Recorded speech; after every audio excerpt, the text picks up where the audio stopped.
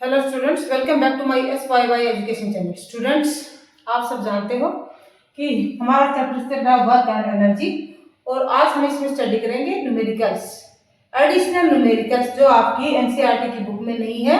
Reference book के numericals आज हम सोल्व कर रहे हैं। न्यूमेरिकल नंबर 1 है कि a radio set of 60 watts runs for 50 hours. How many units of electrical energy are consumed? एक रेडियो सेट है जिसकी पावर क्या है?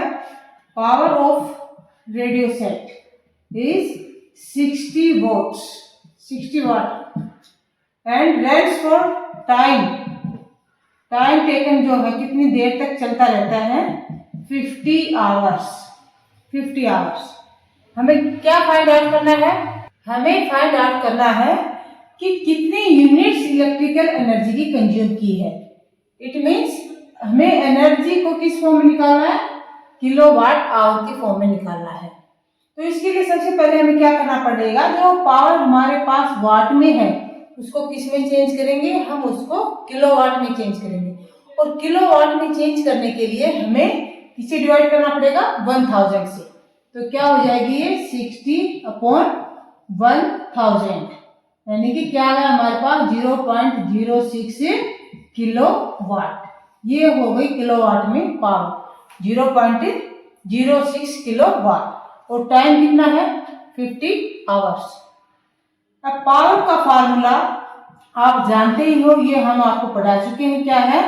एनर्जी कंज्यूम्ड, जो एनर्जी कंज्यूम की गई है, एनर्जी कंज्यूम्ड अपॉन में टाइम टेकन, अपॉन में टाइम टेकन।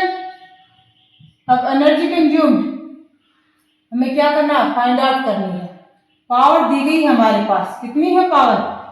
पावर हमारे पास 0.06 है। तो क्या लिखेंगे यहाँ पर हम? 0.06 एनर्जी कंज्यूम्ड हमें फाइंड आउट करनी है।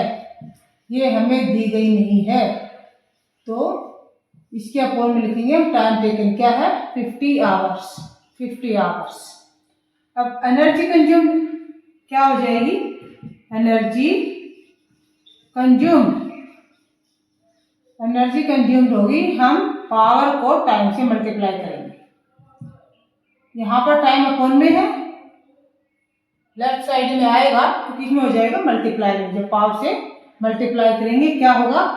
पावर है 0.06 इंटू 50, जो टाइम टेकन है, इसको मल्टीप्लाई कर दो। क्या आएगा आपके पास?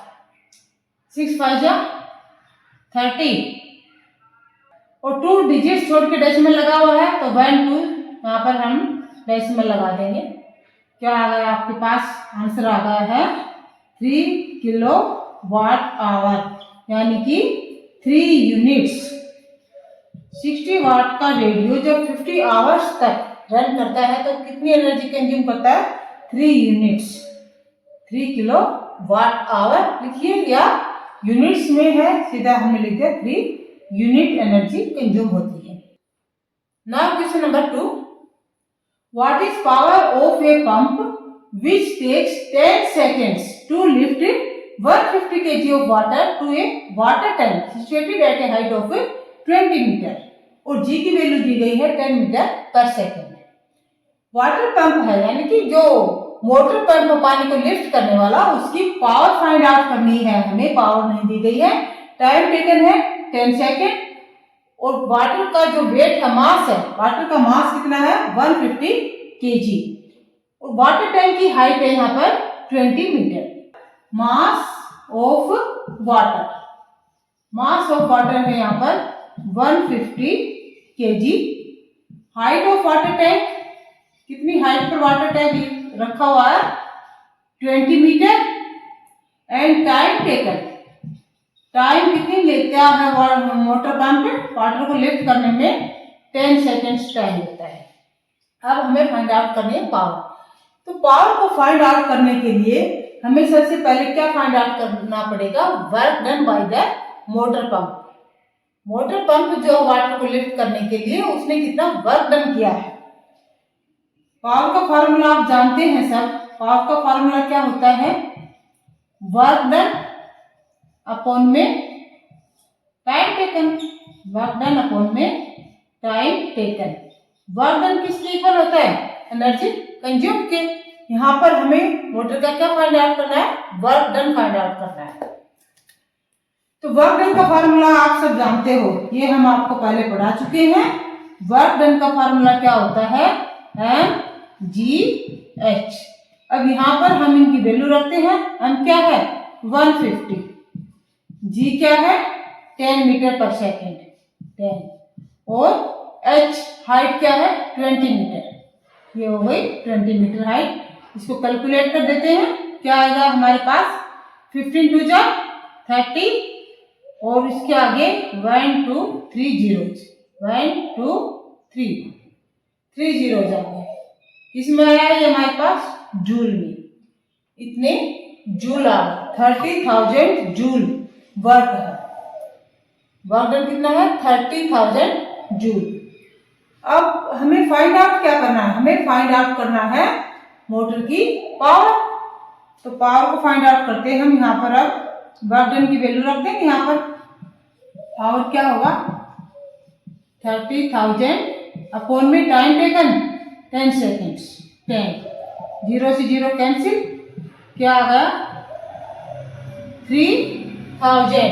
पावर क्या आ गई हमारे पास? 3000। और ये जूल में था, यहाँ पर वर्क डन जूल में था, टाइम सेकेंड में। तो ये हमारे पास 3000 क्या आ गई? वाट आ गई।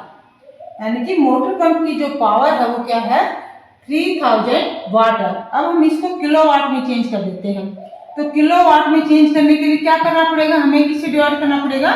1000 से, क्योंकि 1 किलोवाट में 1000 वाट होती है, इसलिए हम इसे 1000 से डिवाइड करेंगे। और हमारा आंसर यहाँ पर क्या आएगा? 3 किलो वाट। 3 kilo watt.